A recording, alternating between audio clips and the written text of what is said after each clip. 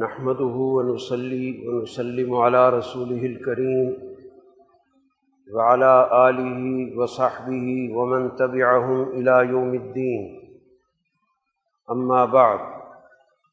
فأعوذ بالله من الشيطان الرجيم. بسم الله الرحمن الرحيم. يا أيها النبي حسبك الله ومن اتبعك من المؤمنين.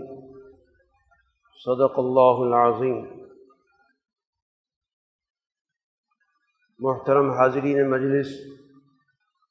اور میرے عزیز دوستو، اللہ تعالیٰ نے رسول اللہ صلی اللہ علیہ وسلم پر اپنے سلسلہ رسالت کو مکمل فرمایا اور رہتی دنیا تک کے لیے اس دین کا انتخاب کر دیا، اس دین کو کامل بنایا، جامع بنایا اور عملی تقاضوں کو پورا کرنے والا بنایا. نبوت کی تکمیل کے بعد بنیادی بات اس دین کو رہتی دنیا تک کس طرح قائم رکھا جانا ہے،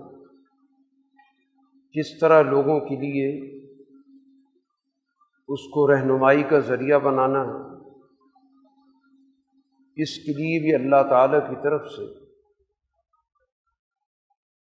باقاعدہ ایک نظام مقرر ہے، اور رسول اللہ صلی اللہ علیہ وسلم کے ارد گرد اللہ نے ایک ایسی اجتماعیت پیدا کی کہ جس نے رسول اللہ صلی اللہ علیہ وسلم کے پیغام کو نہ صرف سمجھا بلکہ اس کو دل و جان سے قبول کیا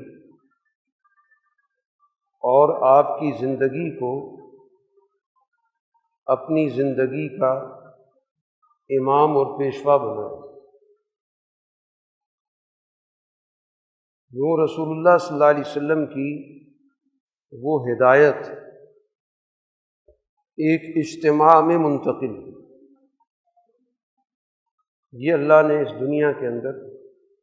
عالم اسباب میں یہ نظام قائم کیا کہ آپ کے ارد گرد ایسے افراد اور ایسی شخصیات جمع کر دیں کہ جنہوں نے آپ کی منشا کو سمجھا، دین کے تقاضوں کو سمجھا اور اس کے مطابق اپنے دور کی حکمت عملی کو اس دین کے تابع کر کے اس کو معاشرے کے لیے اصول اور ضابطے کے طور پر متعین. اسی لیے قرآن حکیم جہاں پر رسول اللہ صلی اللہ علیہ وسلم کی منصبی تقاضوں کا ذکر کرتا ہے تو ان منصبی تقاضوں میں سے ایک بڑا اہم تقاضا آپ کا اس دنیا کے اندر باقاعدہ ایک اجتماعیت کا قیام ہے، اور یہ اجتماعیت کا قیام در حقیقت ابراہیم علیہ السلام کی دعا کا نتیجہ ہے. ابراہیم علیہ السلام جب بیت اللہ کی مرکزیت قائم کر رہے تھے، انہوں نے اور ان کے بیٹے اسماعیل علیہ السلام نے مل کر جو اللہ کے سامنے اپنی دعا رکھی، التجا رکھی کہ ہم اس مرکز کو قائم تو کر رہے ہیں،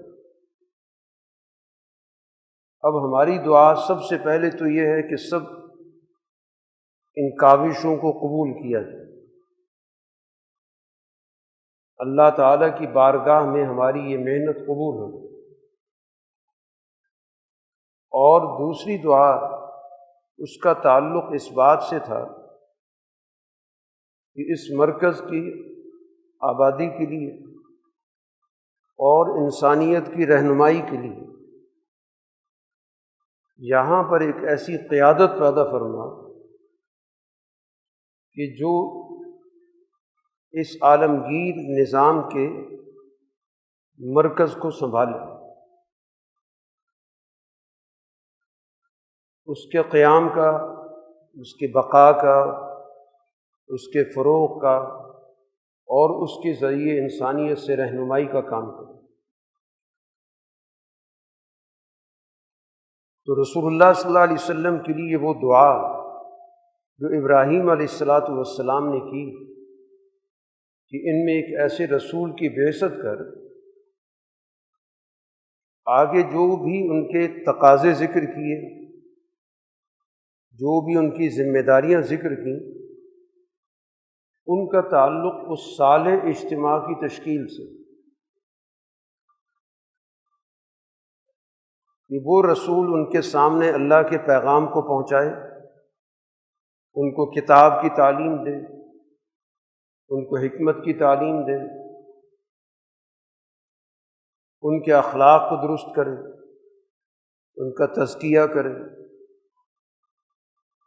ان کو اس دنیا کے اندر اس قابل بنا دے کہ وہ دنیا کے رہنما بن جائے۔ یہ ابراہیم علیہ السلام کی دعا اللہ کے ہاں قبول ہوتی ہے، اور اس وقت سے اس دعا کی قبولیت کے مختلف مراحل شروع ہو جاتے ہیں۔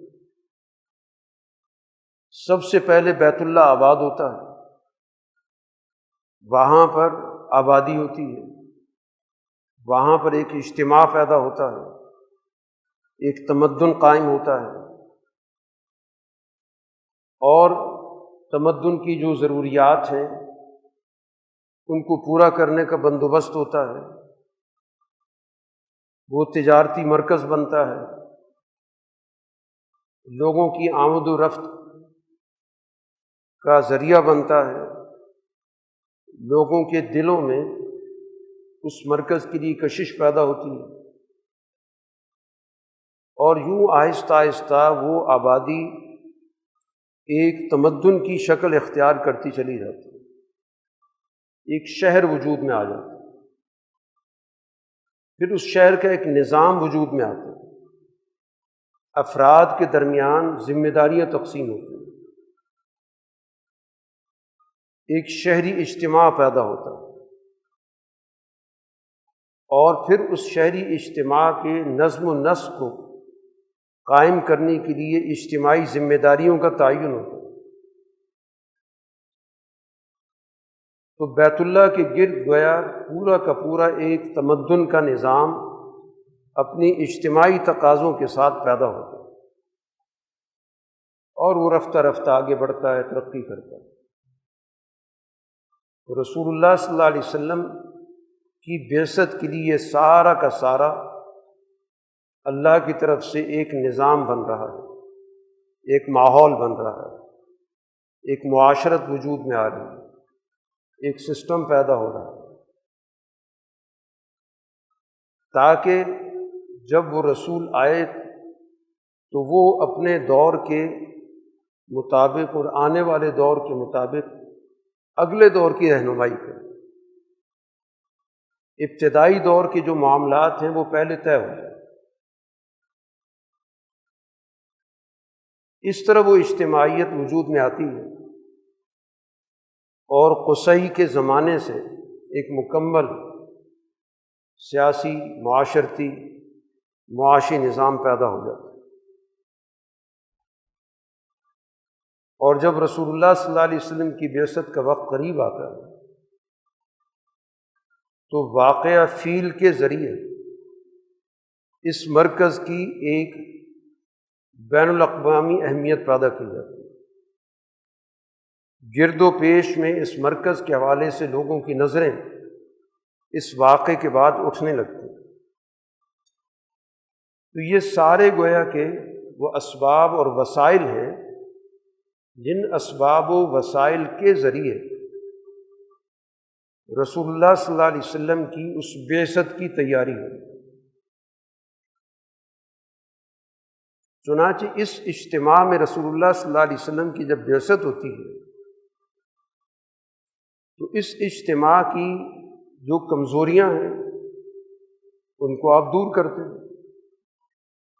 اور جو اس کے اچھے اور صالح پہلو ہیں ان کو آپ مزید بہتر کرتے ہیں، سیکل کرتے ہیں۔ جس کو قرآن حکیم نے کہا تعلیم کتاب، تعلیم حکمت، تزکیہ نفوس، ان کے ذریعے گویا کہ آپ اب اس اجتماع کو، اس اجتماعیت کو قائم کرتے ہیں، اس کی تربیت کرتے ہیں۔ اور یہ تربیت جہاں اخلاقی تربیت ہے، وہیں پر سماجی تربیت بھی، وہیں سیاسی تربیت بھی، وہیں معاملات کو سمجھنے کی تربیت بھی، وہیں پر قومی تقاضوں کو سمجھنے کی تربیت، بین الاقوامی تقاضوں میں اپنے کردار ادا کرنے کی تربیت۔ اس لیے قرآن حکیم رسول اللہ صلی اللہ علیہ وسلم کے ساتھ ساتھ آپ پر ایمان لانے والی اجتماعیت کی اہمیت بھی بیان کرتا ہے، اور دین کی عملی تعبیر کے لیے توجہ دلاتا ہے کہ اس ماحول، اس معاشرے اور اس جماعت کے کردار سے بھی رہنمائی حاصل کرے۔ تو رسول اللہ صلی اللہ علیہ وسلم کی جو رہنمائی ہے، جہاں پر بطور نبوت کے خصوصیت رکھتی ہے، وہیں پر ایک اجتماعیت کے قائد ہونے کے لحاظ سے اس کے اندر ایک عمومیت بھی۔ نبوت کا تو میدان ظاہر ہے کہ رسول اللہ صلی اللہ علیہ وسلم کے ساتھ خاص ہے، اس میں تو کسی کی کوئی شراکت نہیں ہو سکتی، بلکہ آپ پر اس نبوت کو مکمل کر دیا گیا، وہ دروازہ ہی بند ہو گیا۔ اب رسول اللہ صلی اللہ علیہ وسلم کی شخصیت کے جو دیگر پہلو ہیں، جن پہلوؤں کے اعتبار سے اللہ نے آپ کو اس دنیا کے اندر اسوہ بنایا، نمونہ بنایا، کہ ایک بہترین اجتماع کی تشکیل، ایسے افراد کی تربیت کہ جنہوں نے اس دین کے منشا کو بھی سمجھا اور اس کے تقاضوں کے مطابق ان کو اپنے اپنے دور کے اندر حکمت عملی بھی عطا ہو۔ اس لیے قرآن حکیم ذکر کرتا ہے کہ یا ایھا النبی حسبک اللہ ومن اتبعک من المؤمنین، اے نبی صلی اللہ علیہ وسلم، حقیقی معنوں میں تو آپ کے لیے اللہ کافی ہے، اور عالم اسباب میں جو آپ کی پیروکار جماعت ہے مومنین میں سے، وہ آپ کے لیے کافی ہے۔ وہ در حقیقت آپ کے دست و بازو، دنیا میں آپ نے جو کردار ادا کرنا ہے یا کیا، وہ آپ نے اپنی اس جماعت کے ذریعے ادا کی۔ یہ گویا آپ کے ارد گرد ایسی جماعت پیدا ہوئی، اللہ تعالیٰ کی طرف سے اس کا نظام قائم کیا گیا کہ جس نے آپ کے منشا کو سمجھ کر اپنی ذاتی ترجیحات سے بالا تر ہو کر اس نے رسول اللہ صلی اللہ علیہ وسلم کی تربیت کو اپنی زندگی کا جز بنا لیا، وہ آپ کے اخلاق میں رنگی گئی۔ جو رسول اللہ صلی اللہ علیہ وسلم نے ارشاد فرمایا تھا کہ میری بعثت اس لیے ہوئی ہے کہ میں جو بہت عمدہ، شاندار، اعلیٰ درجے کے اخلاق ہیں ان کو مکمل کروں۔ تو وہ تکمیل اس دنیا کے اندر وہ آپ کی اس تربیت یافتہ جماعت کے ذریعے، انہوں نے دنیا کے اندر ایک اعلیٰ درجے کا انسانیت گیر اخلاق کا، فاضلہ اخلاق کا، اعلیٰ اخلاق کا، کریمانہ اخلاق کا نظام قائم۔ اس لیے فہم دین کے لیے، دین سے رہنمائی لینے کے لیے رسول اللہ صلی اللہ علیہ وسلم اور آپ کی جماعت یہ گویا کہ ایک نمونے کا دور بن گئی، کیونکہ وہ جماعت آپ کے منشا میں ڈھل گئی، اس نے اپنی ذاتی جو بھی حیثیت تھی، ذاتی ترجیحات تھیں، ان سب کو رسول اللہ صلی اللہ علیہ وسلم کے منشا کے تابع کر۔ اب وہ گویا آپ کے ہاتھ ہیں، آپ کے دست و بازو ہیں، وہ گویا آپ کی کان ہیں، آپ کی آنکھیں ہیں، وہ اپنی ذات سے بالاتر ہو، اور وہ اجتماع در حقیقت رسول اللہ صلی اللہ علیہ وسلم کا نمائندہ بن، جس کو ہم خلافت کہتے ہیں۔ تو خلافت کا مطلب کیا ہے کہ وہ رسول اللہ صلی اللہ علیہ وسلم کی اس نے نمائندگی اس دنیا کے اندر حاصل کر، اپنے اپنے دور کے اندر دنیا نے رسول اللہ صلی اللہ علیہ وسلم کو اس جماعت کے ذریعے پہچانا، اور پھر ان کی تربیت یافتہ جماعت، یہ پورا ایک تسلسل چلا۔ تو وہ تربیت یافتہ جماعت در حقیقت رسول اللہ صلی اللہ علیہ وسلم کی پہچان بن۔ اسی لیے جب آپ نے اپنے راستے کا تعارف کرایا کہ میرا راستہ کیا ہے، نجات کا راستہ کیا ہے، کامیابی کا راستہ کیا ہے، تو اس میں آپ نے اپنے ساتھ اپنی صحبت یافتوں کا بھی ذکر کیا کہ ما انا علیہ و اصحابی، کہ جس راستے پر میں اور میرے صحبت یافتہ ہیں، اس جماعت کی پہچان صحبت سے ہوئی کہ وہ لوگ ہیں جو انہوں نے رسول اللہ صلی اللہ علیہ وسلم کی معیت، صحبت، رفاقت کو اختیار کر لیا، اور یہی ان کی پہچان بنی۔ دنیا کے اندر مختلف جماعتوں کی اپنی اپنی پہچان ہوتی ہے، کوئی علم کے ذریعے پہچانا جاتا ہے، کوئی اپنی مہارت کی وجہ سے پہچانا جاتا ہے، کوئی اپنے تقوی کی وجہ سے پہچانا جاتا ہے، بہت سی شناختیں ہیں، لیکن ان میں سب سے اعلیٰ شناخت وہ رسول اللہ صلی اللہ علیہ وسلم کی صحبت، کہ اس صحبت میں بیٹھنے والوں نے گویا رسول اللہ صلی اللہ علیہ وسلم کے رنگ میں اپنے آپ کو رنگا۔ کوئی رسول اللہ صلی اللہ علیہ وسلم کی جمالی صفات کا نمائندہ ہے، کوئی جلالی صفات کا نمائندہ ہے، خدمت خلق کا کوئی نمائندہ ہے، کوئی اس معاشرے کے اندر رسول اللہ صلی اللہ علیہ وسلم کے زہد کا نمائندہ ہے۔ یہ مختلف رسول اللہ صلی اللہ علیہ وسلم کی زندگی کے جو رنگ ہیں، یہ اس جماعت کے اندر موجود ہیں، اور یہ سارے رنگ مل کے جماعت بنتی ہے، اور ان سب نے مل کر اس دنیا کے اندر اس دین کے مشن کو اپنی زندگی کا مقصد بنا۔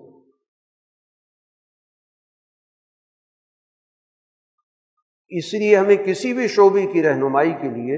اس جماعت سے باہر جانے کی ضرورت نہیں پیش آتی۔ جو شخص جس شعبے کے اندر بھی اپنی رہنمائی چاہتا ہے، عملی تقاضے جاننا چاہتا ہے، اس کو اس جماعت کے کسی نہ کسی فرد کے ذریعے وہ رہنمائی مل جاتی ہے۔ تو بہرحال وہ رہنمائی بنیادی طور پر اجتماع کی، اور اس جماعت نے گویا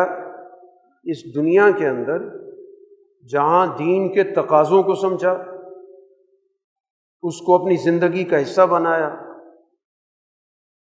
کیونکہ یہ وہ لوگ تھے کہ جنہوں نے اس سے پہلے کسی علم کو، کسی کلچر کو، کسی فکر کو قبول نہیں کیا ہوا۔ ان کو قرآن نے کہا یہ امی ہیں، ان کی ساری تعلیمات وہ رسول اللہ صلی اللہ علیہ وسلم کے ذریعے پورے ہوئے۔ انہوں نے گویا رسول اللہ صلی اللہ علیہ وسلم کی شخصیت کو، آپ کی تعلیمات کو اپنی زندگیوں میں سمو لیا،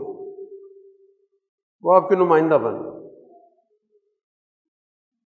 اس کی اپنی ذاتی کوئی سوچ و ترجیح نہیں رہی۔ تو یہ اجتماع ہے جس نے اس دنیا کے اندر دین کے غلبے کا کام کیا۔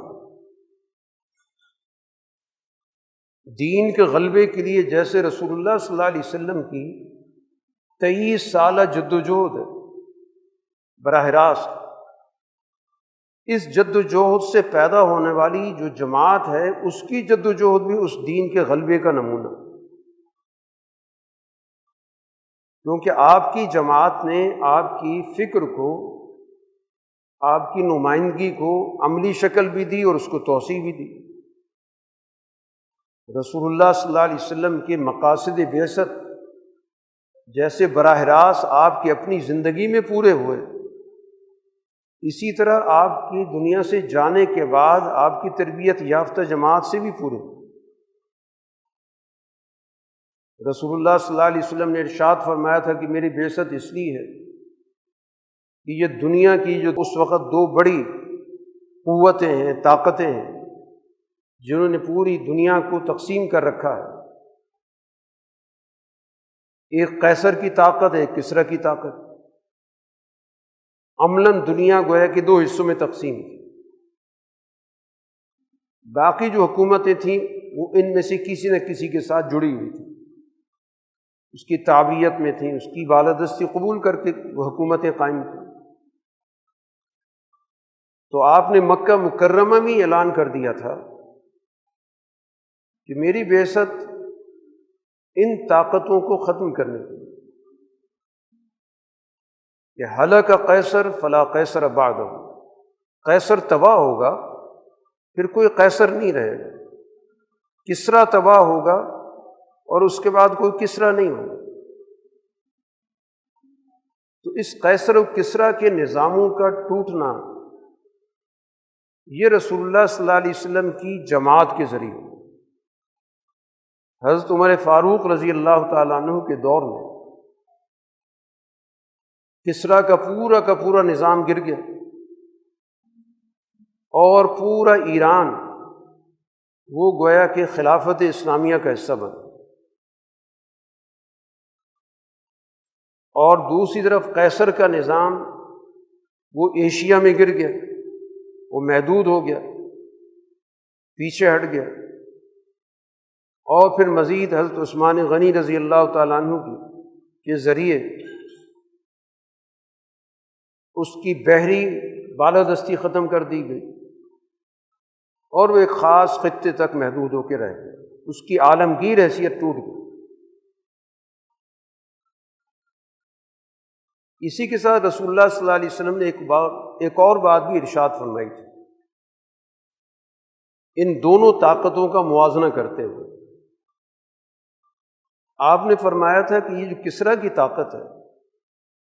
جو فارس کی طاقت ہے، یہ تو ایک یا دو مقابلوں میں ڈھیر ہو جائے گی، اس کے ساتھ ایک دو مارکے ہوں گے اور یہ طاقت ٹوٹ جائے گی، ختم ہو جائے گی۔ چنانچہ ایسا ہی ہوا۔ اس جنگ قادسیہ کے بعد جو حضرت سعد بن ابی وقاص رضی اللہ تعالیٰ عنہ کی قیادت میں لڑی گئی، کسریٰ کا نظام ٹوٹ گیا اور پوری کی پوری جو فارس کی زمین تھی وہ ملت اسلامیہ کا حصہ ہو گئی۔ اور دوسری طاقت کے بارے میں آپ نے ارشاد فرمایا، قیصر کی طاقت کے بارے میں، روم کی طاقت کے بارے میں، جس کا مرکز یورپ تھا۔ آپ نے فرمایا کہ یہ طاقت ایسی ہے کہ یہ اس کے ساتھ مقابلے کی اور مزاحمت کی تاریخ چلتی رہی، کلما ہلک قرن خلفہ قرن، ایک صدی میں اگر ان کو شکست ہوگی،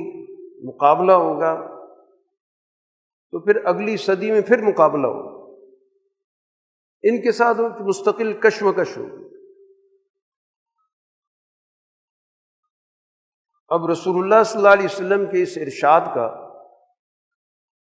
یہ پوری ایک تاریخ آج تک گزر چکی ہے، اس کا جائزہ لیں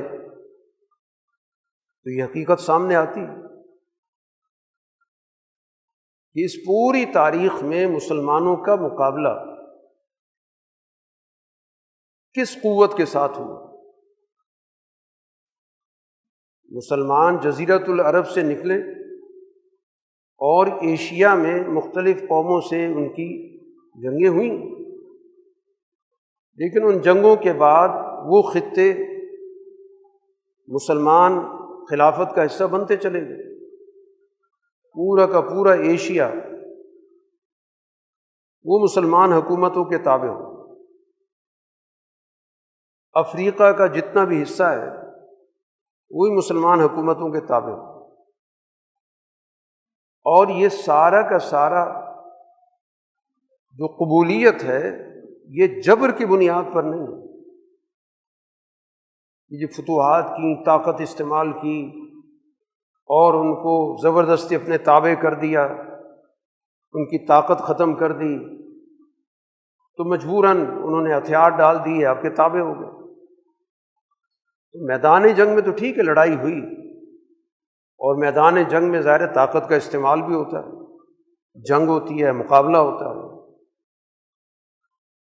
فوج کو شکست دی جاتی ہے، گرفتاریاں بھی ہوتی ہیں۔ وہ تو میدان جنگ کی ایک روایت ہے، ریت ہے کہ دونوں فریق لڑنے کے لیے آتے ہیں اور دونوں نے طے کیا ہوتا ہے، دونوں ذہنی طور پہ تیار ہوتے ہیں کہ ہم کامیاب بھی ہو سکتے ہیں اور ناکام بھی ہو سکتے ہیں۔ لیکن جنگوں کے بعد چاہے ایشیا ہو اور چاہے افریقہ ہو،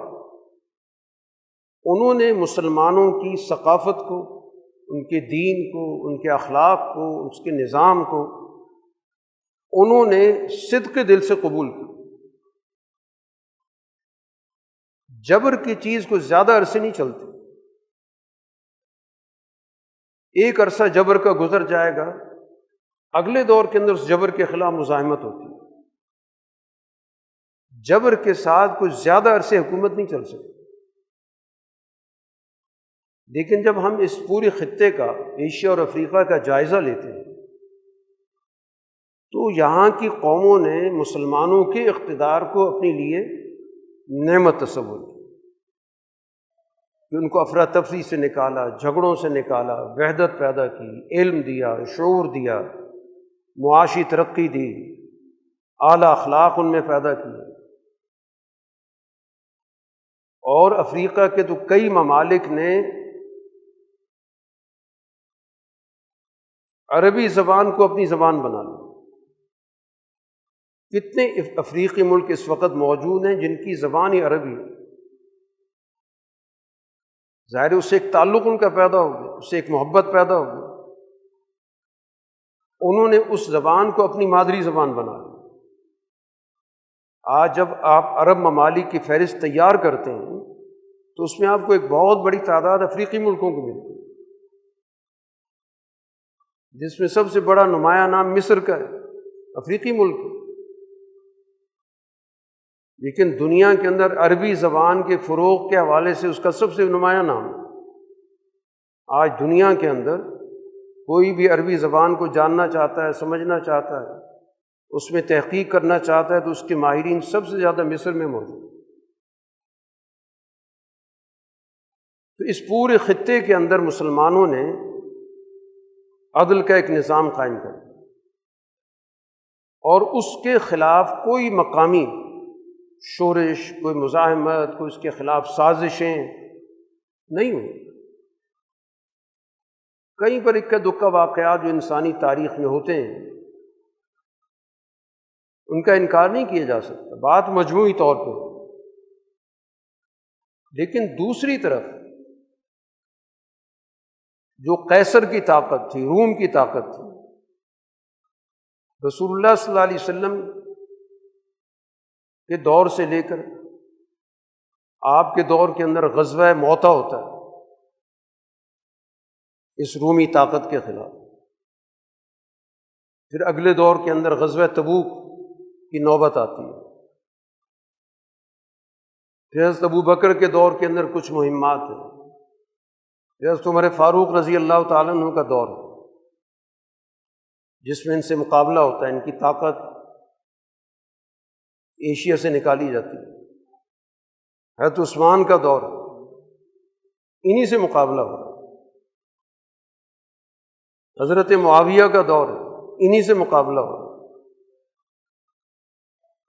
اور اس وقت سے لے کر آج تک کی تاریخ کا مطالعہ کریں کہ یورپ کی ان طاقتوں نے گویا طے کر لیا ہے کہ ہمارا مد مقابل فکر کے لحاظ سے، نظریے کے لحاظ سے وہ اسلام ہے۔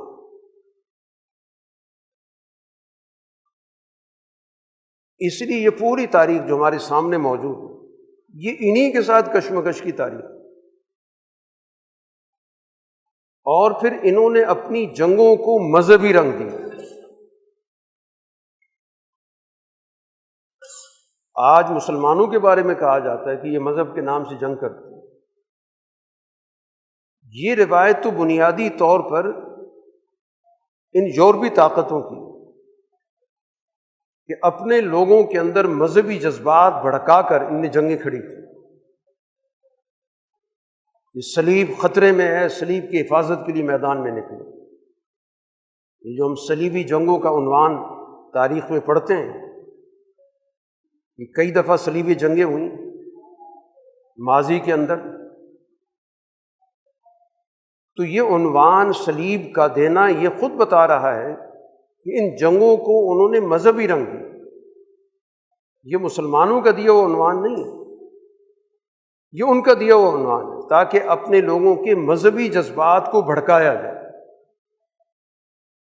اس طرح گویا کہ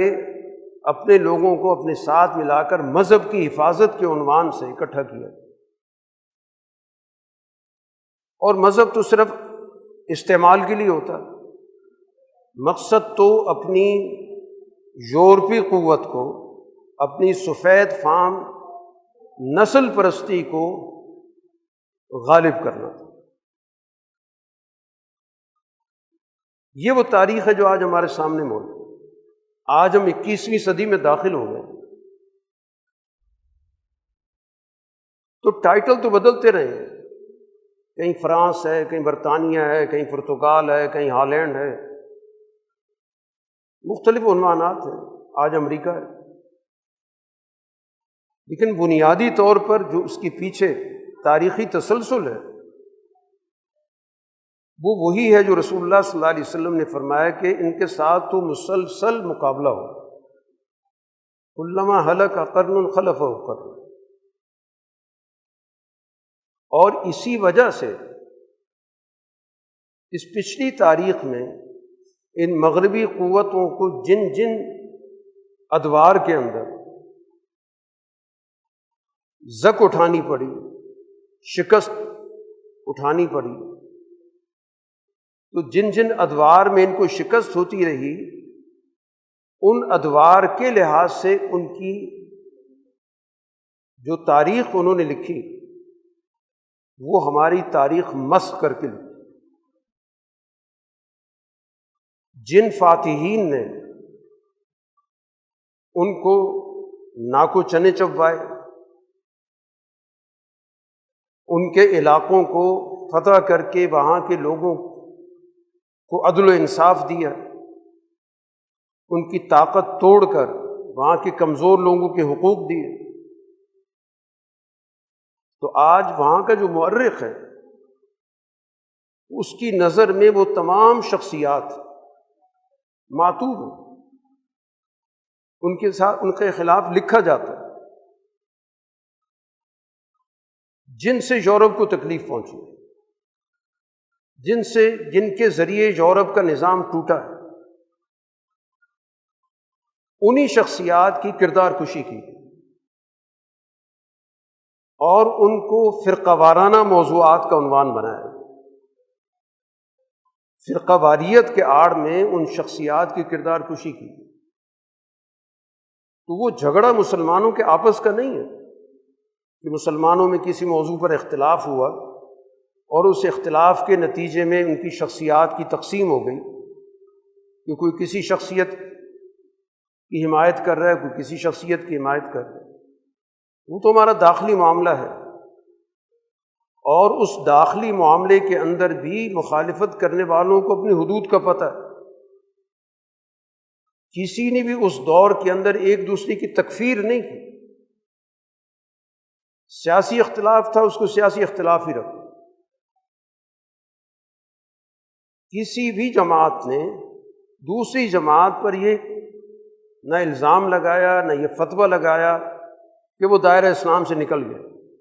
وہ کافر ہو گئے۔ شدید جنگ کے باوجود، میدان جنگ میں ایک دوسرے سے نقصان اٹھانے کے باوجود انہوں نے ایک دوسرے کی ایمان پہ کوئی حملہ نہیں کیا۔ جب بھی ایک دوسرے کے بارے میں بات چیت ہوئی، کوئی اظہار خیال کیا، تو اس میں سیاسی موضوع پہ تو بات کی، ہمارا یہ سیاسی اختلاف ہے، یہ ہماری اس بات کو دوسری جماعت نے نہیں مانا، قبول نہیں کی، لیکن کسی نے کسی کے عقیدے اور مذہب پہ کوئی سوال نہیں اٹھایا۔ حتیٰ کہ حضرت علی کرم اللہ وجہہ سے جب پوچھا گیا کہ یہ جو آپ کے مقابلے پر لوگ ہیں، ان کی آپ کی نظر میں کیا حقیقت ہے، تو ایک ہی جملہ کہا کہ اخواننا، ہمارے بھائی ہیں، بغوا علینا، ہم پہ زیادتی کر رہے ہیں۔ ان کو اپنا بھائی قرار دیا، اور پھر اس کے بعد ان کا طرز عمل ہے اس پہ بات کی۔ اسی وجہ سے اپنے اپنے نقطہ نظر ہونے کے باوجود جب امن کی حالت پیدا ہوتی تھی تو آپس میں میل جول بھی ہوتا تھا، بات چیت بھی ہوتی تھی، گفتگو بھی ہوتی تھی، کئی مواقع پر ایک دوسرے کی روایت سے استدلال بھی کیا جاتا تھا۔ تو یہ تکفیر کی روایت یہ اس دور کے اندر موجود نہیں تھی، اور تکفیر کی روایت جنہوں نے پیدا کی تو ظاہر بات ہے امت نے مجموعی طور پر ان کو مسترد کر دیا، قبول نہیں کیا۔ ان کو گویا جو مسلمانوں کی مین اسٹریم ہے، سواد اعظم ہے، اس سے ان کو علیحدہ کر دیا، ان کا ہم سے کوئی تعلق نہیں۔ ان کا عنوان ہی یہ رکھا گیا کہ یہ ہماری ملت سے نکل گئے۔ تو بتانے کا مقصد یہ ہے کہ جو رسول اللہ صلی اللہ علیہ وسلم کی ارد گرد تربیت پانے والی اجتماعیت ہے، وہ در حقیقت اس نے امت کے لیے ایک عملی نمونہ چھوڑا۔ اگر آج ہم نے دین کو سمجھنا ہے اور دین کو عملی تقاضوں کے ساتھ سمجھنا ہے، یعنی ان تقاضوں کے ساتھ جن کی آج ہماری زندگی کے اندر ضرورت ہے، جن کے ذریعے آج ہم اپنی زندگی کے اندر ان سے کوئی رہنمائی لے سکتے ہیں، تو وہ رسول اللہ صلی اللہ علیہ وسلم کی پیدا کردہ جو اجتماعیت ہے، جو صالح اجتماعیت، جو صحابہ کی اجتماعیت ہے، وہ در حقیقت ایک نمونے کی جماعت بنتی ہے، اور اس نے عملاً دنیا کے اندر اس دین کی نمائندگی کی۔ اگر کچھ واقعات کی بنیاد پر ہم تاریخ کو مسترد کریں گے تو پھر دنیا کے لیے جو ہدایت کا نمونہ ہے وہ لوگوں کی نظروں سے اوجھل ہو جائے۔ ایک طرف اللہ تعالیٰ نے نبوت رسول اللہ صلی اللہ علیہ وسلم پر مکمل کر دی، اور رہتی دنیا تک اب نئی نبوت نے آنا نہیں ہے، اور دوسری طرف ہم رسول اللہ صلی اللہ علیہ وسلم کی تربیت یافتہ اجتماعیت، یا پھر اس سے اگلی اجتماعیت، اس سے اگلی اجتماعیت کو کوئی حیثیت دینے کے لیے تیار نہیں ہے، تو نتیجہ کیا نکلے گا کہ عملاً دین ہماری زندگیوں سے علیحدہ ہو۔ اب صرف ایک شخصی تصویر رسول اللہ صلی اللہ علیہ وسلم کی ہم بیان کرتے رہیں، اور آپ کے بارے میں بھی یہ تاثر آ جائے کہ رسول اللہ صلی اللہ علیہ وسلم تو اللہ تعالیٰ کے بہت ہی مقرب تھے، چنی ہوئی شخصیت تھے، اللہ کی حفاظت میں تھے، معصوم تھے، ان تمام تعریفوں کا مقصد اور نتیجہ کیا نکلے کہ ہم تو معصوم نہیں ہیں، ہم تو خطاؤں کا پتلا ہیں، کہاں رسول اللہ صلی اللہ علیہ وسلم، کہاں ہم جیسے لوگ۔ یوں گویا کہ عمل کا سارا ہم نے سلسلہ ہی ختم کر۔ تو دین تو دنیا کے اندر عملی پیغام لے کر آئے۔ دین کا تو مقصد ہی یہی تھا کہ ایک عملی معاشرہ پیدا کیا جائے، عملی نظام پیدا کیا جائے، عملی اخلاق پیدا کیا جائے، معاشرت پیدا کی جائے، سوسائٹی کے اندر عدل و انصاف دیا جائے، لوگوں کے معاشی ضروریات تقاضے عدل و انصاف کے ساتھ پورے کیے جائیں، ان کو دنیا کے اندر آگے بڑھنے کا لاہ عمل دیا جائے۔ دین تو بنیادی طور پہ انسانیت کے لیے اور اس دنیا میں رہنمائی کرنے کے لیے آیا، اور ہم اس کو دنیا کی رہنمائی سے نکال دیں، اس لیے کہ دین نے جو رہنمائی کی ہے وہ افراد اور شخصیات اور جماعتوں کے ذریعے کی، اور ان جماعتوں پر ہمیں اعتماد ہی نہ ہو، ہم رسول اللہ صلی اللہ علیہ وسلم پر ایمان لانے والی جماعت پہ اعتماد نہ کریں، آپ کی تربیت یافتہ جماعت سے ہی ہمارا قطع تعلق ہو جائے،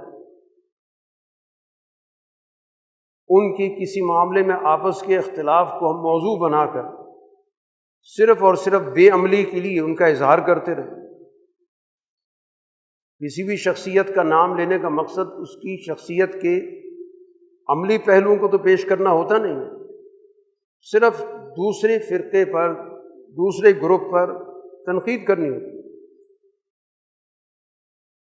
تو اس وجہ سے آج سب سے بڑی ضرورت اس امر کی ہے کہ ہم دین کو عملی تقاضوں کے ساتھ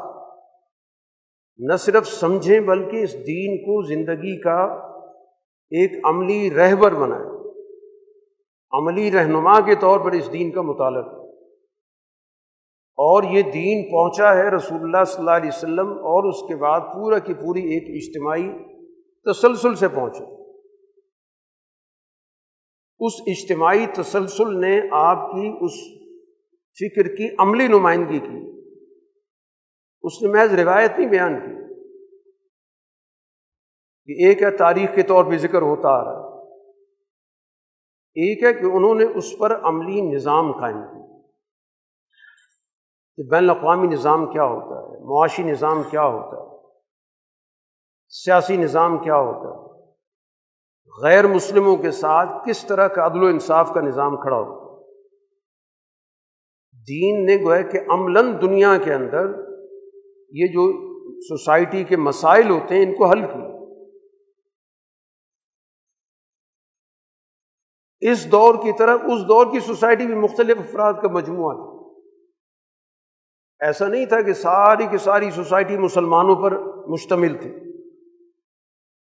اس سوسائٹی کے اندر غیر مسلم بھی موجود تھے، یہودی بھی تھے، عیسائی بھی تھے، ہندو بھی تھے، بدھ بھی تھے، آگ کی پوجا کرنے والے بھی تھے، بہت سارے مذاہب تھے۔ ان تمام مذاہب کو مسلمانوں کی خلافت نے اپنے سسٹم کے اندر پورے حقوق دی، ایک عملی نظام دنیا کے اندر پیش کی، صرف وہ قراردادوں والا نظام نہیں جو دنیا کے اندر آج پایا جاتا ہے کہ جب ہم نے UN کا چارٹر منظور کیا ہوا، اس کے اندر ہم نے اونچے لفظ لکھ رکھے کہ انسانی حقوق ہوں گے، اظہار رائے کی آزادی ہوگی، اور قوموں کا ایک تشخص ہوگا، وغیرہ وغیرہ، جس کا دنیا کی زمین پہ کہیں پر کوئی ہمیں آثار نظر نہیں آتے۔ لیکن مسلمانوں نے اپنے دور کے اندر وہ عملاً بین الاقوامی نظام قائم کیا۔ دنیا کے پاس اگر کوئی ترقی یافتہ دین کے اساس پر کوئی نظام موجود ہے تو یہ مسلمانوں کا وہ نظام ہے، اس کے علاوہ دنیا کے پاس کوئی نظام موجود نہیں۔ اب آج کل ایک اور مذہبی عنوان بہت چلایا جا رہا ہے کہ یہ ایک ابراہیمی معاہدہ ہے، کہ مختلف ملک اس ابراہیمی معاہدے میں جڑ جائیں۔ یعنی جو بھی ابراہیم علیہ السلام کو مانتے ہیں، وہ ظاہر ہے کہ یہودی مذہب کے اندر بھی ابراہیم علیہ السلام کی اہمیت ہے، مسیحی مذہب کے اندر بھی ہے، اور مسلمان تو کہتے ہیں کہ ہم ملت ابراہیمی پر ہیں۔ اب سوال یہ کہ ابراہیم علیہ السلام کی ملت ظاہر ہے صدیوں پرانی شخصیت ہے، صدیوں پرانی ملت ہے، اس ملت کا جو سب سے صحیح ترین نمونہ ہوگا، سب سے صحیح ترین ورژن ہوگا، ہمیشہ اس کا اعتبار ہوگا۔ اگر وہ یہودی ورژن معتبر ہوتا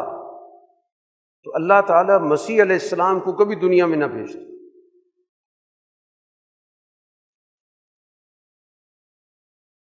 یہی دعوت دی جاتی کہ وہ جو تمہارے پاس نمونہ آ چکا ہے اس پہ عمل کرو۔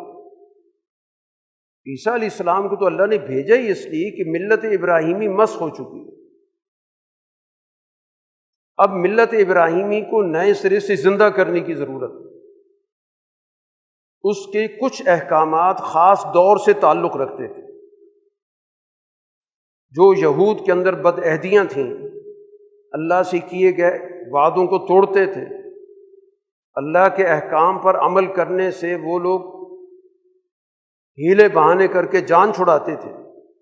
اس کی وجہ سے اللہ نے بڑے سخت قسم کے احکامات ان پہ نافذ کیے تھے سزا کے طور پر۔ قرآن کہتا ہے فَبِظُلْمٍ مِّنَ الَّذِينَ هَادُوا حَرَّمْنَا عَلَيْهِمْ طَيِّبَاتٍ أُحِلَّتْ لَهُمْ، ہم نے ان یہودیوں کے ظلم کی وجہ سے، ناانصافی کی وجہ سے بہت سی پاکیزہ چیزیں جو حلال تھیں ان پہ حرام کر دی۔ وَبِصَدِّهِمْ عَنْ سَبِيلِ اللَّهِ كَثِيرًا، لوگوں کو اللہ کے راستے سے روکنے کی وجہ سے، وَأَخْذِهِمُ الرِّبَا، سود خوری کی وجہ سے، وَأَكْلِهِمْ أَمْوَالَ النَّاسِ بِالْبَاطِلِ، لوگوں کا مال ناجائز طریقے سے کھانے کی جرائم کی سزا کے طور پہ اللہ نے بہت سی چیزیں ان کے لیے حرام کر دی۔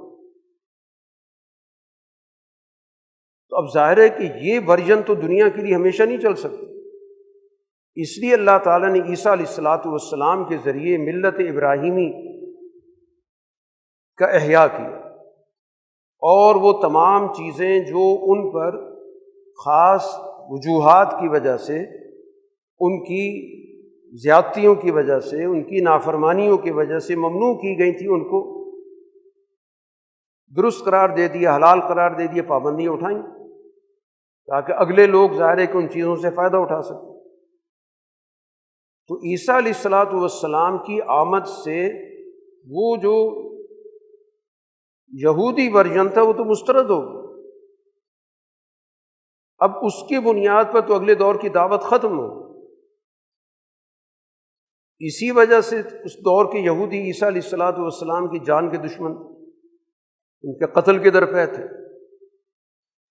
اور اپنے طور پر انہیں دعویٰ بھی کر دیا کہ ہم نے ان کو قتل کر دیا، سولی دے دی۔ عیسیٰ علیہ السلام نے جب ملت ابراہیمی کا احیاء کیا اور اپنے دور کے تقاضوں کے مطابق اس ملت کا تعارف کرایا، تو اگلے دور کے اندر اس ملت سے نسبت رکھنے والوں نے اس ملت کے تقاضوں سے انحراف کی۔ انہوں نے عیسیٰ علیہ السلام کی شخصیت میں اتنا مبالغہ کیا کہ ان کو اللہ کے بیٹے کے درجے پر پہنچا دیا، ابن اللہ قرار دے دیا، اور جب ابن اللہ قرار دیا تو پھر پوجا پاٹ بھی ساتھ شامل ہو گئے، تثلیث کا عقیدہ آ گیا۔ ملت ابراہیمی کی بنیاد تھی حنیفیت پر، کہ تمام چیزوں سے کاٹ کر لوگوں کو اللہ سے جوڑنا ہے، اور ان لوگوں نے تین خدا بنا لیے۔ اس کو رد کرنے کے لیے، اس کو مسترد کرنے کے لیے رسول اللہ صلی اللہ علیہ وسلم تشریف لائے، اور آپ کے ذریعے گویا کہ ان دونوں تشریحات کو، چاہے وہ یہودی تشریح تھی یا مسیحی تشریح تھی، اس کو رد کر دیا۔ اور قرآن نے واضح طور پر کیا دیا کہ ما کان ابراہیم یہودیا ولا نصرانیا ولکن کان حنیفا مسلما، ابراہیم نہ یہودی تھے نہ نصرانی تھے، وہ تو حنیف مسلم تھے،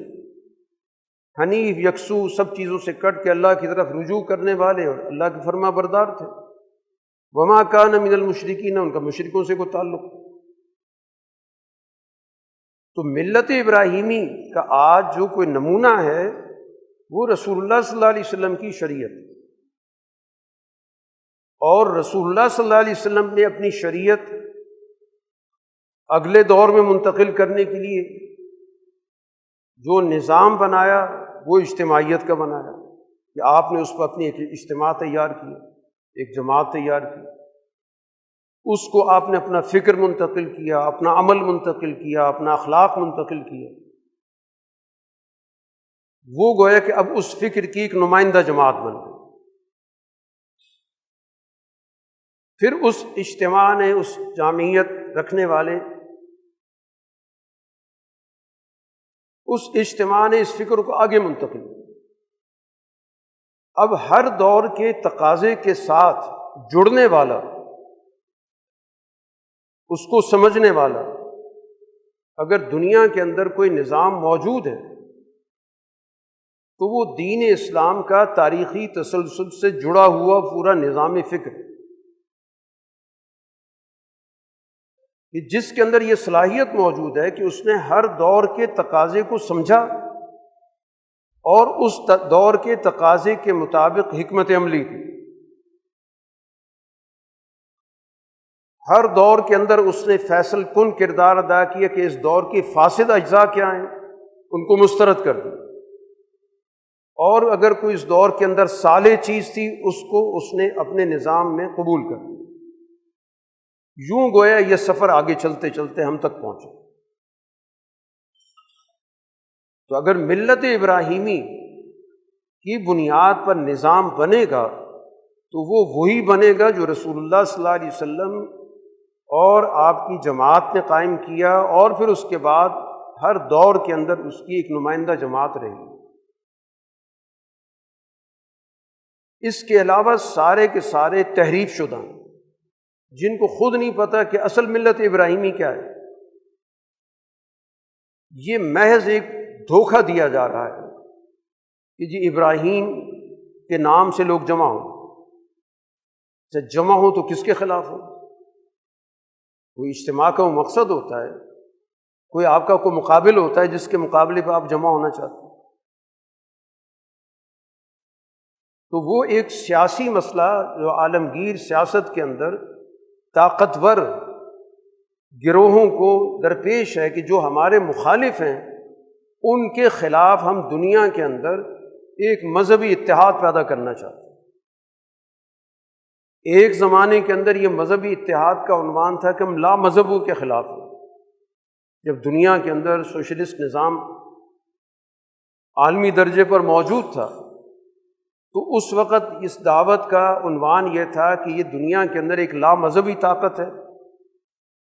جو اپنا پھیلاؤ کر رہی ہے، بہت سارے ملک اس کے دائرے میں آ رہے ہیں، ہم ان لا مذہبوں کے خلاف مذہبوں کا اتحاد پیدا کر کے مقابلہ کرنا چاہتے ہیں۔ اس کو کبھی عنوان دیا گیا کہ یہ سارے خدا دشمن ہیں اور ہم سب خدا کو ماننے والے ہیں، تو ہمیں خدا کی حفاظت کی تحریک چلانی ہے، خدا بچاؤ تحریک۔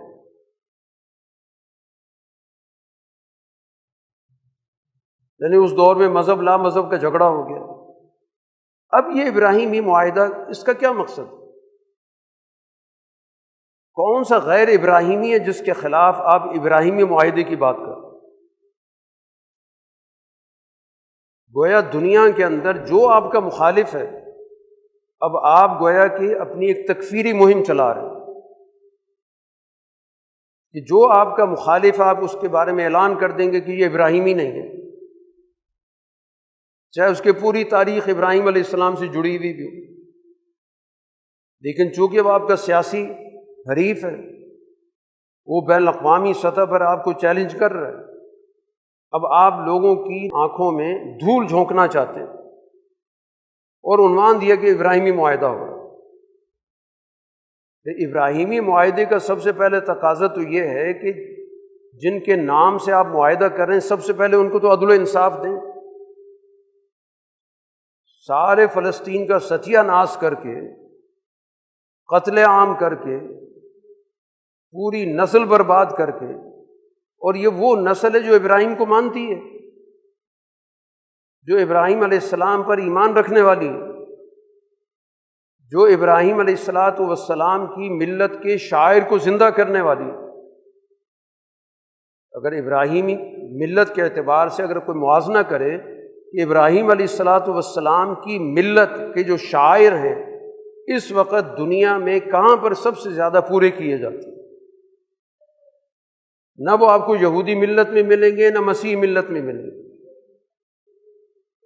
وہ اس امت کے اندر ملیں گے۔ تو جو شاعر ابراہیمی کو پورا کرنے والی جماعت تھی، یہ قوم تھی، اس پوری قوم کو برباد کر دیا، اس کے کھوپڑیوں کے مینار بنا دیے، ان کے خون کے اندر آلودہ ہو کر ابراہیمی معاہدے کا اعلان ہوا۔ کتنا بڑا دجل اور فریب! اور اس میں بہت سارے مسلم ملک اس میں شریک ہو گئے۔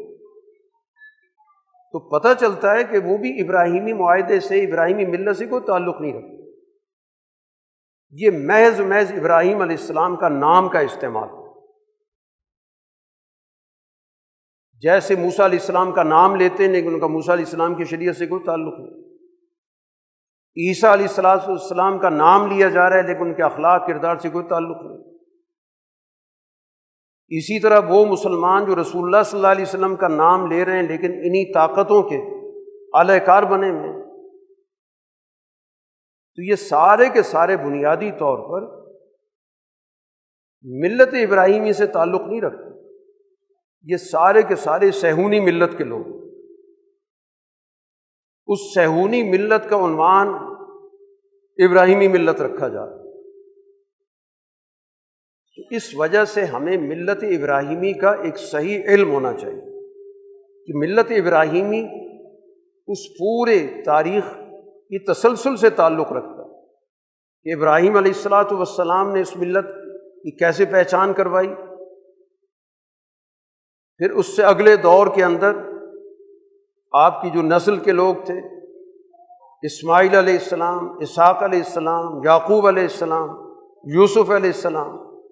انہوں نے اس ملت کو کیسے آگے بڑھایا۔ پھر اگلے دور میں موسیٰ علیہ السلام نے کس طرح اس ملت کے تقاضوں کو پورا کیا اور فرعونی نظام کے خلاف ڈٹ کے کھڑے ہوئے۔ یہ ہے ملت ابراہیم کہ اپنے دور کے ظلم کے خلاف کھڑا ہو جو موسیٰ علیہ السلام نے پیش کی۔ پھر اس کے بعد انبیاء بنی اسرائیل کا پورا سلسلہ ہے جد و جہد، اپنے دور کے ہر ظالم کے خلاف جد و جہد کرتے ہیں، جس میں سے قرآن نے بھی کچھ واقعات ذکر کیے، طالوت کا جیسے قرآن نے ذکر کیا، داؤد علیہ السلام کا ذکر کیا، سلیمان علیہ السلام کا ذکر کیا۔ یہ ہے ملت ابراہیم۔ پھر مسیح علیہ السلام آئے، انہوں نے ملت ابراہیمی کے حوالے سے قوم کے اندر شعور پیدا کیا، ان تحریفات سے اس ملت کو پاک صاف کیا۔ پھر رسول اللہ صلی اللہ علیہ وسلم تشریف لائے، اس ملت ابراہیمی کا بھی ایک جامع نمونہ پیش کیا، اس ملت کی تکمیل کر دی۔ پھر رسول اللہ صلی اللہ علیہ وسلم نے اس ملت پر ایک جماعت تیار کی اور اس پوری جماعت کا نام ہی حنفاء رکھا گیا، ملت ابراہیمیہ حنیفیہ سمحہ۔ رسول اللہ صلی اللہ علیہ وسلم نے فرمایا مجھے اس پر بھیجا گیا۔ تو اس ملت کا نمونہ دنیا کے اندر خلافت راشدہ نے پیش کیا کہ یہ ہے ملت ابراہیمی۔ اس ملت ابراہیمی نے اس دنیا کے اندر ظلم کے جتنے بڑے بڑے برج تھے وہ الٹے۔ یہ ہے ملت ابراہیمی، قیصر کا خاتمہ، کسریٰ کا خاتمہ، ظلم کی طاقتوں کا خاتمہ۔ یہ تاریخ ہے ملت ابراہیمی کی، ہر دور کے ظلم کے خلاف وہ کھڑی، چاہے وہ صلیبی جنگوں کی صورت میں ظلم مسلط کیا گیا تو ملت ابراہیمی نے اس ظلم کو مٹایا اور پوری دنیا کو امن دیا، پوری دنیا کو عدل دیا، پوری دنیا کو انصاف دیا، پوری دنیا کے سارے مذاہب کی حفاظت کی، باوجود اس کے کہ وہ بگڑے ہوئے مذہب، مسخ شدہ مذہب، ان کی عبادت گاہوں کی حفاظت کی، ان کے رسم و رواج کی حفاظت کی، ان کے ذاتی معاملات کے اندر جو بھی طور طریقے تھے اس میں مداخلت سے روکا، ان کے اپنے جو بھی حلال و حرام تھے اس میں مداخلت نہیں کی۔ دنیا کے اندر کوئی عالمی نظام کسی کو کہا جا سکتا ہے، یعنی جس نظام کے تحت قوموں نے اپنے پورے تشخص کے ساتھ، عزت و احترام کے ساتھ زندگی بسر کی، تو وہ مسلمانوں کا عالمی نظام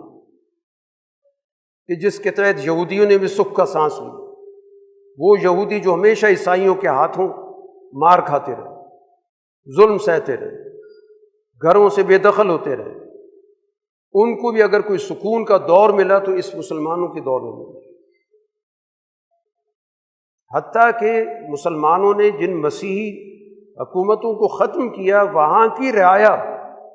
وہ مسلمانوں کو اپنے لیے نجات دہندہ سمجھتی تھی۔ تاریخ کے اندر واقعات موجود کہ جب مسلمانوں نے یہ شام کا علاقہ فتح کیا تو یہ سارا کا سارا عیسائی مذہب کے لوگوں کا تھا، تو مسلمانوں نے ان کی حفاظت اپنے ذمے لی اور اس حفاظت کے بدلے میں ان پر ایک معمولی سا ٹیکس عائد کیا کہ تمہاری حفاظت ہماری ذمے، ہم نے کرنی ہے، اس کے اخراجات ہے، تمہیں سیکورٹی ٹیکس دینا ہوگا جس کو جزیہ کہتے ہیں۔ وہ ٹیکس وصول کرنے کے بعد جنگوں کا عمل تو چل رہا تھا، اب مسلمانوں کو اس مفتوح علاقے سے پیچھے ہٹنا پڑا جنگی حکمت عملی کی وجہ سے، کہ جب دشمن کا بہت زیادہ دباؤ بڑھا اب ظاہر حکمت عملی دیکھی جاتی ہے کہ مقابلے کی بہتر صورت کیا ہے، تو مناسب سمجھا گیا کہ پچھلے مورچوں پر آ کر مزاحمت کی ہے۔ اس وقت مسلمانوں نے اس بات کو ذہن میں رکھا کہ جس علاقے سے ہم پیچھے ہٹ کے جا رہے ہیں، یہاں کی آبادی سے ہم نے ٹیکس وصول کیا تھا ان کی حفاظت کا، اور اب ہم ان کی حفاظت نہیں کر سکتے، وہ ٹیکس واپس ہوا۔ یہ سوچ نہیں تھی کہ کافروں کا مال ہے، حلال ہے، لے لو، انہوں نے اپنی مرضی سے دیا ہے، خرچ کرو۔ وہ سارا کا سارا ٹیکس واپس کر کے پیچھے ہٹے، اور تاریخ میں موجود ہے کہ وہ آبادی مسلمانوں سے درخواست کر رہی تھی، التجا کر رہی تھی کہ تم لوگ یہاں سے پیچھے مت جاؤ، کیونکہ یہ ہمارے ہم مذہب بھیڑیا، ہمارے ہم مذہب ہیں، عیسائی ہیں، لیکن یہ جب دوبارہ آئیں گے تو ہم پر ظلم کریں گے، جبر کریں گے، تمہارے آنے کی وجہ سے تو ہمیں سہولت مل گئی، ریلیف مل گیا، امن مل گیا۔ یہ تاریخ کی وہ واقعات ہیں جو لکھے ہوئے ہیں اور غیر مسلموں کے ہاتھوں سے لکھے ہوئے ہیں۔ تو ملت ابراہیمی کا اس وقت دنیا کے اندر جو قابل عمل انسانیت گیر فکر، فلسفہ اور نظام موجود ہے، وہ اللہ تعالیٰ نے اس امت کو عطا کیا۔ اس کو پچھلی داستانوں میں جانے کی ضرورت نہیں، ہمیں نہیں پتہ ملت یہودی کی اصل شکل کیا ہے، اور جو ہے بھی وہ ان کے خاص دور کے لیے تھی، بنی اسرائیل کے لیے تھی، جو ان کے کرتوتوں کی وجہ سے ان پہ قوانین مقرر کیے گئے تھے۔ ہمارا اس سے کیا تعلق؟ ملت مسیحی کے لیے جو کچھ طے کیا گیا تھا اس دور سے تعلق رکھتا۔ تو ہمیشہ ہر دور کے اندر جو ترقی یافتہ ورژن ہوتا ہے اس کو اختیار کیا جاتا ہے۔ ارتقاء کس چیز کو کہتے ہیں؟ کہ آپ نے قریب تر دور کے اندر اس ملت پر کیا نظام قائم کیا، اور اس وقت سے لے کر آج کے وقت تک کیا کچھ تبدیلیاں آ گئی، اور ان تبدیلیوں کو آج کے دور کے حوالے سے ہم کیسے پیش نظر رکھ سکتے ہیں۔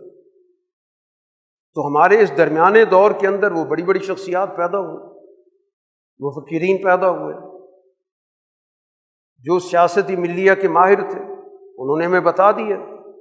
کہ آج کے دور کے اندر اس ملت حنیفہ پر کس طرح کا سیاسی نظام، کس طرح کا معاشی نظام، کس طرح کا معاشرتی نظام، کس طرح کا اخلاقی نظام قائم ہو سکتا ہے۔ تو ہمیں ان تحریف شدہ بگڑے ہوئے جن مذاہب کی بنیاد خود اہل مذاہب کو نہیں پتہ، جن کی اپنی تاریخ انسانیت کے اندر قتل و غارت کی ہے، جبر کی ہے، اپنے علاوہ دوسروں کو دنیا سے مٹانے کی ہے، ان کے ساتھ مل کر ابراہیمی معاہدے کا تصور تو سب سے زیادہ مذاق خیز ہے۔ صرف اور صرف جو عالمی ایجنڈا ہے کہ اپنے مقابل فریق کو زج کرنے کے لیے ایک عنوان اختیار کر لیا جائے اور مسلمانوں میں انتشار پیدا کیا جائے۔ ابراہیمی عنوان کا مقصد کیا ہے کہ جس طاقت سے آج دنیا میں آپ کا واسطہ پڑ گیا، جو آپ کو چیلنج کر رہی ہے اور اپنے علاقے میں چیلنج کر رہی ہے، وہ تمہارے علاقے میں جا بھی نہیں رہی، وہ کہتی جو ہمارا خطہ ہے ہمیں اپنے خطے کے اندر اپنے پاؤں پہ کھڑے ہونے دو، ہمیں اپنے وسائل کے ساتھ جینے دو، ہمیں اپنی عزت نفس کے ساتھ اس دنیا میں رہنے دو، اس کا تو اتنا ہی دعویٰ ہے۔ لیکن وہ عالمی جو نظام ہے وہ چاہتا ہے کہ ساری دنیا سرنگوں ہو جائے،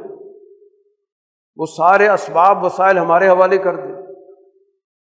ہم ان کے معاشی وسائل سے فائدہ اٹھائیں، ہم ان کے تیل کے وسائل سے فائدہ اٹھائیں، ہم ان کے ہیرے جواہرات سے فائدہ اٹھائیں، ان کے معدنیات سے فائدہ اٹھائیں، وہ تو یہ چاہتے ہیں۔ تو ملت ابراہیمی تو در حقیقت خودداری کی ملت ہے، جو ابراہیم علیہ السلام کا کردار ہے وہ ملت ابراہیمی ہے۔ انہوں نے اپنے دور کے نمرود کے خلاف کھڑے ہو کے آواز اٹھائی، اس کے نظام کو قبول کرنے سے انکار کر دیا، اس کو چیلنج کر دیا، علمی بنیادوں پر، فکری بنیادوں پر، عقلی بنیادوں پر اس پورے نظام کو زمین بوس کر دیا۔ اپنے دور کے اس نظام کے خلاف انہوں نے ساری مزاحمتوں کا مقابلہ کیا، چاہے وہ گھر کی مزاحمت تھی، چاہے وہ خاندان کی تھی، قوم کی تھی، جس کی بھی تھی۔ تو ملت ابراہیمی تو مزاحمت کی ملت ہے، جبر کے خلاف ملت ابراہیمی کا کردار ہے۔ تو اس کی نمائندگی رسول اللہ صلی اللہ علیہ وسلم نے فرمائی، آپ کے بعد خلفائے راشدین جماعت صحابہ نے کی، جماعت تابعین نے کی، تبع تابعین نے کی، اور ہر دور کے اندر وہ نظام اپنے مختلف شعبوں کے اندر آگے بڑھتا رہا۔ اس نے ماہرین سیاست پیدا کیے، ماہرین شریعت پیدا کیے، ماہرین طریقت پیدا کیے، ہر شعبے کے اندر ملت ابراہیمی کے تقاضوں کو اس دور کے حوالے سے اس نے آگے بڑھا۔ تو آج ملت ابراہیمی کا کسی کے پاس سب سے جدید ترین قابل عمل نمونہ موجود ہے تو وہ اس ملت کے پاس ہے۔ اس ملت کو اپنی تاریخ کو سمجھنا ہے، اپنی اس تاریخ سے تعلق جوڑنا ہے، اس کو پروپیگنڈے کی بجائے حقائق کی طرف آنا کہ ہماری کیا تاریخ ہے، ہم نے دنیا کے اندر کس طرح ظلم کو مٹایا، جبر کو مٹایا، عدل دیا، امن دیا، دنیا کو علم دیا۔ آج دنیا کے اندر جو علم ہے وہ اسی جدوجہد کے نتیجے میں پیدا ہوا، جس پہ آج اجارہ داری قائم کر دی، جس سے پوری دنیا کو محروم کر کے اپنے تابع بنا دیا۔ تو اس وجہ سے جو قرآن حکیم نے رسول اللہ صلی اللہ علیہ وسلم کو بطور اسوہ حسنہ متعین کیا، تو اس کے ساتھ ساتھ آپ پر ایمان لانے والی جماعت کو بھی بطور نمونے کے پیش کیا، اور پھر یہ پورا کا پورا دین اجتماعیت در اجتماعیت در اجتماعیت منتقل ہوتا ہوتا یہاں تک پہنچا۔ اس اجتماعیت کا ہمیں پوری تاریخ کا علم ہونا چاہیے۔ اب یہ ترقی یافتہ دین کا جو تصور ہے، ملت ابراہیمی کا تصور ہے، وہ اس امت کے پاس موجود ہے۔ اب اس امت کے نوجوانوں کو اس علم کو حاصل کرنا، اس تک رسائی حاصل کرنا، اب اس علم کا ان کو حامل بننا ہے، اور اس کے نتیجے میں وہ دنیا کی سب سے زیادہ ترقی یافتہ فکر اور سب سے زیادہ ترقی یافتہ عملی نوعیت حکمت عملی کی وہ امین بنتی ہے۔ اللہ تعالی ہمیں صحیح تناظر میں حقائق کو سمجھنے کی توفیق عطا فرمائے، اور اس ملت ابراہیمی کا جو عملی نظام ہے اس سے پوری طرح آگہی اور اس کے آج کے تقاضوں کے حوالے سے ہمیں شعور حاصل کرنے کی توفیق عطا فرمائے۔ وآخر دعوانا ان الحمد للہ رب العالمین۔